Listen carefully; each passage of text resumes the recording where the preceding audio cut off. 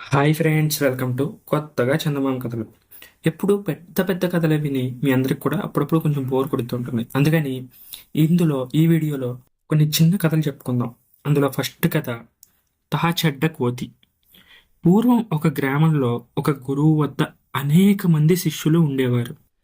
ఒకనాడు గురువు గారింట్లో వంట చెరుకు అయిపోయింది.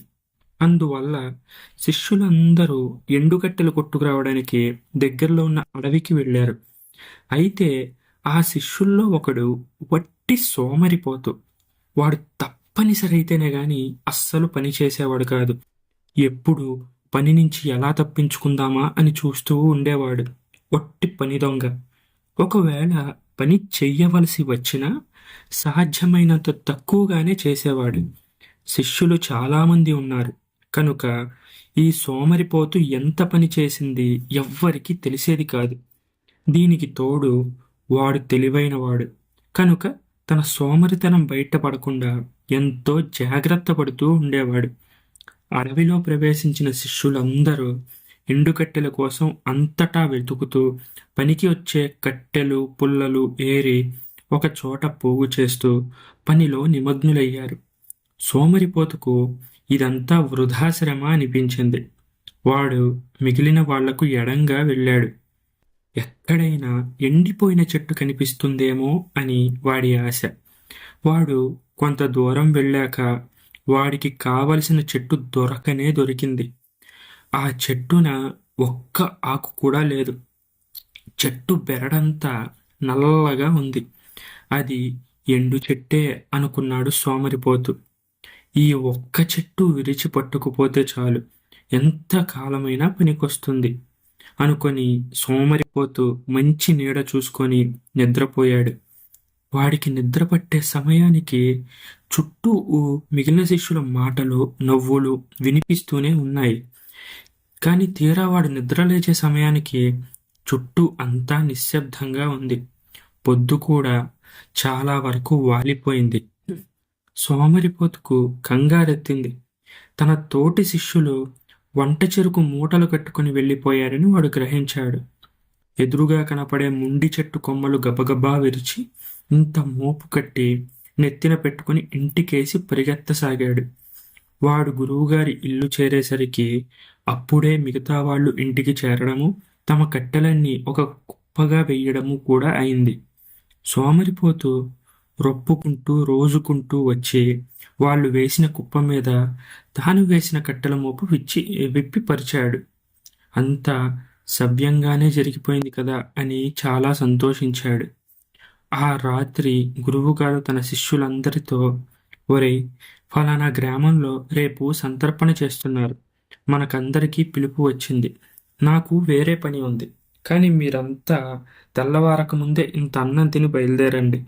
మధ్యాహ్నానికల్లా సంతర్పణ సమయానికి అందుకుంటారు అన్నాడు. శిష్యులంతా ఎంతో సంతోషించారు. తెల్లవారుజామున గురువుగారి భార్య శిష్యుల కోసం వంట చేద్దామనుకొని కిందటి సాయంత్రం వాళ్ళు తెచ్చిన కుప్ప మీద నుంచి కట్టెలు తీసుకుపోయి రాజేసింది. అయితే అవన్నీ పచ్చి కట్టెలు, సోమరిపోతు తెచ్చినవి. అందుచేత ఏ వేళకు పొయ్యి అంటుకోలేదు. అన్నం ఉడికేసరికి సూర్యోదయం కూడా అయిపోయింది. శిష్యులు సకాలంలో అన్నం తిని ప్రయాణమై సంతర్పణకు వెళ్ళలేకపోయారు.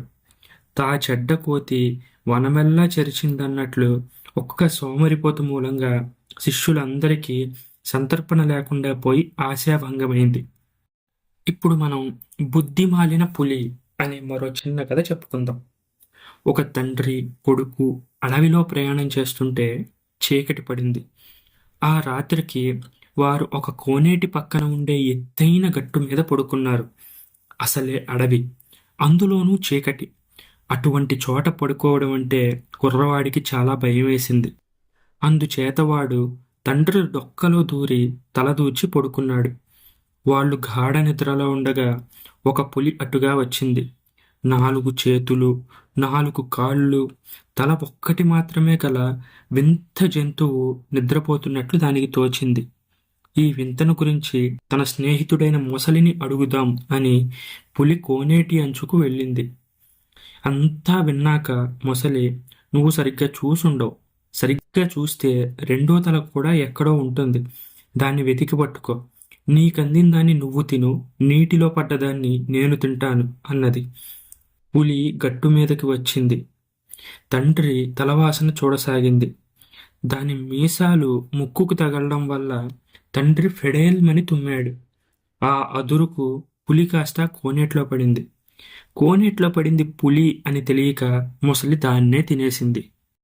అలా బుద్ధిమాలిన పులి తన ప్రాణాల మీదకే తెచ్చుకుంది. ఇప్పుడు మనం ఎవరు పెద్ద అనే మరో చిన్న కథ కూడా చెప్పుకుందాం. హిమాలయ పర్వత ప్రాంతంలో ఎంతో పురాతనమైన మర్రి చెట్టు ఒకటి ఉండేది. దాని మీద ఒక చెకోర పక్షి, ఒక కోతి ఉండేవి. అదే చెట్టు కింద ఒక ఏనుగు నివసిస్తూ ఉండేది. మూడు ఒక చోటనే ఉంటూ కూడా ఎప్పుడూ తమలో తాము గొడవ పడుతూ ఉండేవి. ఒకనాడు ఇలా కీచులాడడం వాటికే భావ్యంగా అనిపించలేదు. అందుచేత అవి తమలో ఎవరు వయసులో పెద్దయింది తేల్చుకొని వారు చెప్పిన దాని ప్రకారం మిగతా ఇద్దరు వినేందుకు నిశ్చయించాయి. కానీ వయసులో ఎవరికన్నా ఎవరు పెద్దో తేల్చుకునేది ఎలా? నాకు ఊహ వచ్చే నాటికి ఈ మర్రి చెట్టు మీద నిలబడితే దీని తల సరిగ్గా నా పొట్టకు తగులుతూ ఉండేది అన్నది ఏనుగు. ఈ చెట్టు ఇంకా చిన్నదిగా ఉన్నప్పుడే నేను ఎరుగుదును. నేను నేల మీద కూర్చుని నోటితో ఈ చెట్టుపై చిగుళ్ళు అందుకునేదాన్ని అన్నది కోతి. తమ్ముళ్ళారా, ఇక చెప్పకండి. ఇక్కడికి కొంత దూరంలో ఒక పెద్ద మర్రి చెట్టు ఉండేది. నేను దాని పండు తిని ఇక్కడ రెట్ట వేసినప్పుడు ఈ మర్రి మొలిచింది అన్నది చకోర పక్షి. ఆనాటి నుంచి చకోర పక్షి చెప్పినట్టు ఏనుగు కోతి వినడం మొదలుపెట్టాయి. వాటిలో వాటికి పోరు లేకుండా పోయింది. ఇప్పుడు మనం వాసు, దాసు వాళ్ళ దగ్గరున్న టైగర్ కథ చెప్పుకుందాం. ఒక రోజున విద్యార్థి అయిన దాసు తన దగ్గర ఉన్న చిన్న కెమెరాతో తోటి విద్యార్థి, తన మంచి స్నేహితుడు అయిన వాసుని ఫోటో తీస్తాను అన్నాడు. ఇద్దరూ కలిసి దగ్గరలో ఉన్న ఒక తోటలోకి వెళ్ళారు. వాళ్ళు పెంచుకుంటున్న ముద్దుల కుక్కపిల్ల టైగర్, అది కూడా వారి వెంట వెళ్ళింది. దాసు వాసుని ఒక చెట్టు కింద కూర్చోబెట్టి 1, 2, 3 అని ఫోటో తీసేంతలో ఆ కుక్క టైగర్ వాసు ముందుగా దూకింది. ఇవేమీ గమనించని దాసు ఆ ఫిలింను ఆ ఊళ్ళో ఉన్న ఫోటోగ్రాఫర్ వద్దకు తీసుకుపోయి ప్రింట్ చేసి తనకి ఇవ్వమన్నాడు. ఫోటోగ్రాఫరు ప్రింట్ తయారు చేసి ఇచ్చాడు.